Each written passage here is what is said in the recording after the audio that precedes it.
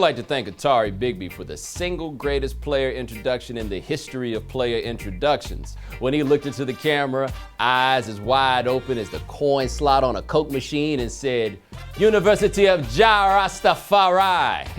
We realized that the game is wide open. It would be one thing if his eyes weren't like this the whole way. You are just telling on yourself. He has never flunked a drug test. He didn't say his real college, but if you read between the lines, you could read what college was really about for him. He has somehow managed to evade suspension. He says he is a good test taker. I bet you we're gonna find out Atari Bigby made a 1400 on his SAT. What can I say? He just rises to the occasion. Hey, this is the rare time an NFL player gets to take off his helmet. This is their time to share. But sometimes they do so even when they don't realize it.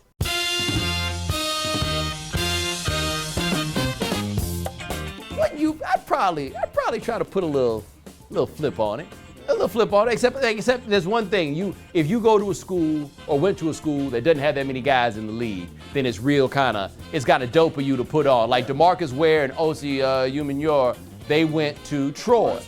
There ain't that many guys that go to Troy. So they rep for Troy, good for Troy. But like if I was just another dude that happened to go to Michigan, like I'm cool with your legit slogan. It's when these cats want to go a little too far and be like, yo, I'm from the land of the trill, Tulane University.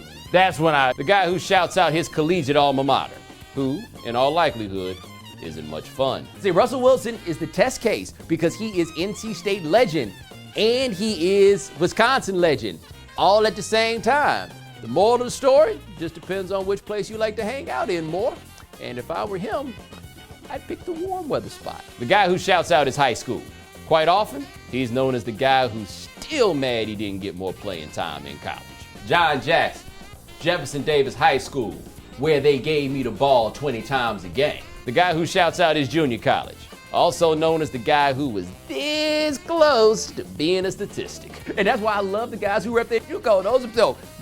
Nothing is keeping it realer than going to the JUCO that saved your life.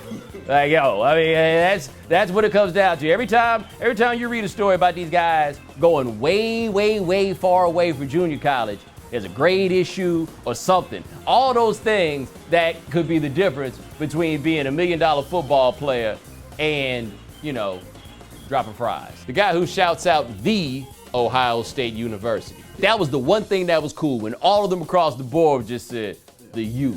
Nothing went harder than that. This the Ohio State thing, they do it everywhere. You realize that, right? Like people think this is some football thing. No, everywhere they go, they talk about we're not disputing that. None of us have ever heard of another state school in the whole fucking state. We ain't heard of none of them.